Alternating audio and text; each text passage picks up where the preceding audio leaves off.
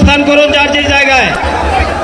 আপনাদের সব কিছু দেখার সঙ্গে। আসসালামু আলাইকুম প্রিয় দর্শক, আজকে এই গুরুত্বপূর্ণ ভিডিওতে আপনাকে স্বাগতম। প্রিয় দর্শক, আপনারা সকলে জানেন নয়াপল্টনে জামাতের মহাসমাবেশ হয়ে গিয়েছে, কিন্তু সেই সমাবেশের ভিতরে হঠাৎ করে জামাতের আমির বেহুশ হয়ে পড়েন। তিনি বেহুশ হয়ে ওঠার পর কড়া কিছু ভাষণ দেন সেই সমাবেশে। সেই ভাষণগুলো অনেক গুরুত্বপূর্ণ, আপনারা শুনলে অনেক কিছু বুঝতে পারবেন, এবং তিনি অনেক রাজনৈতিক দলকে খুবই গুরুত্বপূর্ণ কথা বলেছেন। চলুন আমরা তার বক্তব্যটি শুনে আসি।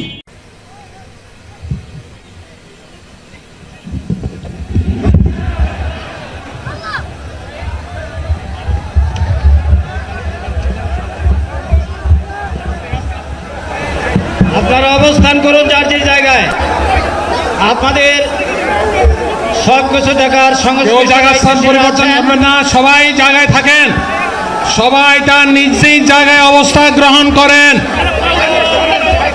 সবাই তার নিজ নিজ জায়গায় অবস্থান গ্রহণ করেন। আপনারা নিজ নিজ জায়গায় থাকুন, প্রয়োজনীয় দিক নির্দেশনা দেওয়া হবে। আপনাদের উত্তেজিত উদ্বেলিত হওয়ার কোনো কারণ নেই। মহান রাব্বুল আলামিনের একান্ত মেহেরবানিতে আমাদের প্রোগ্রাম আলহামদুলিল্লাহ, শুকরান, আলহামদুলিল্লাহ কাসিরান। সম্মানিত ভাইয়েরা, আপনারা সম্মানিত ভাইয়েরা, আল্লাহ রাব্বুল আলামিনের রসের মেহমানিতে এই গরমের কারণে মাহফিল মুহতারাম আমিরে জামাত চিরাই সুস্থ হয়ে যাবেন ইনশাআল্লাহ। আমি আল্লাহ তাআলার শুকরিয়া আদায় করি, আল্লাহ তাআলার শুকরিয়া আদায় করি আবার আপনাদের সামনে দাঁড়াতে পেরেছি। আমি বলেছিলাম দুর্নীতিমুক্ত বাংলাদেশ ইনশাআল্লাহ সবাইকে নিয়ে আমরা গড়ব। আমরা কথা দিচ্ছি, বাংলাদেশ জামাত ইসলামী যদি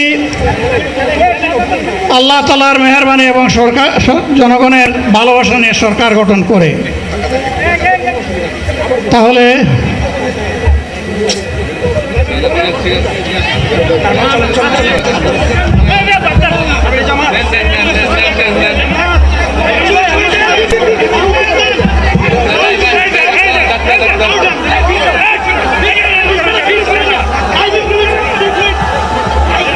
আপনারা নিজ নিজ জায়গায় অবস্থান করুন। আমাদের স্বেচ্ছাসেবকগণ আছেন, সংশ্লিষ্ট বিভাগের দায়িত্বশীলরা আছেন, তারা প্রয়োজনীয় ব্যবস্থা নেবেন। কারো মাইকের সামনে আসার দরকার নেই।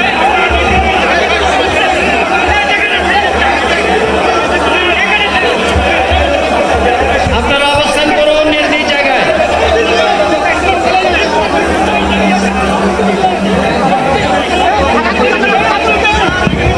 সবাই মেহেরবানি করে শান্ত হয়ে বসুন, শান্ত হয়ে বসুন, শান্ত হয়ে বসুন।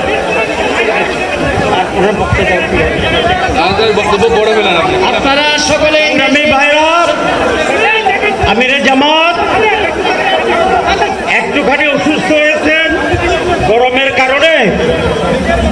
কারণে হয়েছে, কিন্তু উনি বারবারই চেষ্টা করছিলেন বক্তব্য দেওয়ার জন্যে।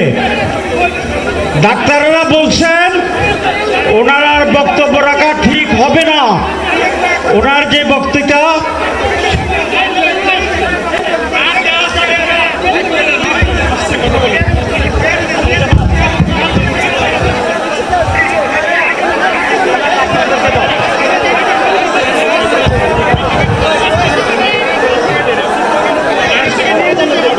আপনারা নিজ নিজ আসনে উপবেশন করুন। সংগঠনের দায়িত্বশীলগণ প্রয়োজনীয় দিক নির্দেশনা দিবেন। আপনাদেরকে নিজ নিজ জায়গায় অবস্থান করার জন্য অনুরোধ করা হচ্ছে।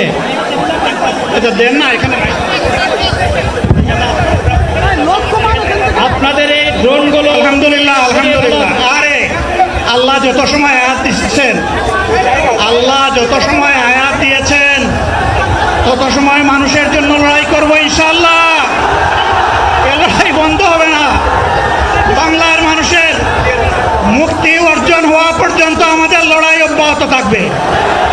বলছিলাম জামাতে ইসলামী যদি আল্লাহর ইচ্ছা এবং জনগণের ভালোবাসায় বাংলাদেশের মানুষের সেবা করার সুযোগ পায়, তাহলে তাহলে মালিক হবে না, সেবক হবে ইনশাআল্লাহ। আজ আমি ঘোষণা দিচ্ছি, লক্ষ জনতাকে সাথে নিয়ে বাংলাদেশ জামাতে ইসলামী থেকে যারা আগামীতে সংসদ সদস্য হিসাবে নির্বাচিত হবেন, আরে আপনারা কথা বন্ধ করেন, আপনারা কথা বন্ধ করেন, সবাই বসে পড়েন, সবাই বসেন, বসেন, কেউ দাঁড়াবেন না, সবাই বসেন। যদি আল্লাহর ইচ্ছায়, জনগণের ভালোবাসায় বাংলাদেশ জামাতে ইসলামী থেকে সংসদ সদস্যরা নির্বাচিত হয়ে সরকার গঠন করেন, তাহলে কোনো এমপি, কোনো মন্ত্রী আগামীতে সরকার কিন্তু প্লট গ্রহণ করবে না। কোনো এমপি এবং কোনো মন্ত্রী ট্যাক্সবিহীন কোনো গাড়ি চড়বে না। কোনো এমপি এবং কোনো মন্ত্রী তার নিজের হাতে কোনো টাকা চালাচালি করবে না। কোনো এমপি এবং কোনো মন্ত্রী যদি তার নির্দিষ্ট কোনো কাজের জন্য বরাদ্দ পেয়ে থাকেন, কাজ শেষ হওয়ার সাথে সাথে বাংলাদেশের 18 কোটি মানুষের কাছে তারা তার প্রতিবেদন তুলে ধরতে বাধ্য হবেন। সম্মানিত বন্ধুগণ, চাঁদা আমরা নিব না, দুর্নীতি আমরা করব না, চাঁদা আমরা নিতে দেব না, দুর্নীতি আমরা সহ্য করব না। এই বাংলাদেশটাই আমরা দেখতে চাই। যুবকদেরকে আমরা স্পষ্ট ভাষায় বলতে চাই, বন্ধুগণ, তোমাদের সাথে আমরা আছি। আমি আজকে জামাতের আমির হিসাবে এখানে কথা বলতে আসিনি। আমি এসেছি বাংলাদেশের 18 কোটি মানুষের একজন হয়ে কথা বলতে। আমি শিশুদের বন্ধু, আমি যুবকদের ভাই, আমি বয়স্কদের সহযোদ্ধা, আমার বোনদের আমি ভাই। সুতরাং তাদের মুক্তির জন্যেই আমি দায়িত্ব নিয়ে আজকে এখানে দাঁড়িয়েছিলাম। আল্লাহর ইচ্ছা, শরীর আমাকে সাময়িকভাবে সহযোগিতা করে নাই, এটাও আল্লাহর ইচ্ছা যে এখন আল্লাহ আমাকে কথা বলার সুযোগ দিচ্ছেন। আমি বলতে চাই, বাংলাদেশের নির্দিষ্ট কোন শ্রেণীর মুক্তির জন্য আমাদের এই লড়াই নয়। রাস্তার একজন পরিচ্ছন্নতা কর্মী, চা বাগানের একজন শ্রমিক, রক্ত পানি করা ঘাম জড়ানো আমার একজন রিক্সা চালক ভাই মাঠে ময়দানে বাংলাদেশের মানুষের মুখে যারা এক মুঠো ভাত তুলে দিতে চায়, আমার সেই কৃষক বন্ধুটি, আমি তাদের হয়ে আজকে এখানে কথা বলতে এসেছি। আমি কোনো অভিজাত শ্রেণীর হয়ে এখানে কথা বলতে আসিনি। আল্লাহ তাআলার অশেষ মেহেরবানি, আজীবন সকল রক্ত চক্ষুকে উপেক্ষা করেছি, জেল জুলুমের পরোয়া করি নাই।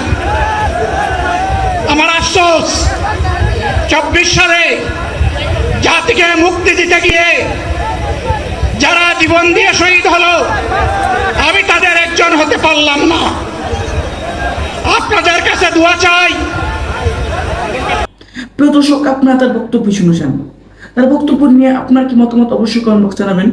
এবং প্রিয় দর্শক, জামাতের আমির যিনি বেহুশ হয়ে পড়ে গিয়েছিলেন, তার এই বেহুশ হয়ে যাওয়াটা কি বান ছিল নাকি সত্যিই তিনি বেহুশ হয়ে গিয়েছিলেন?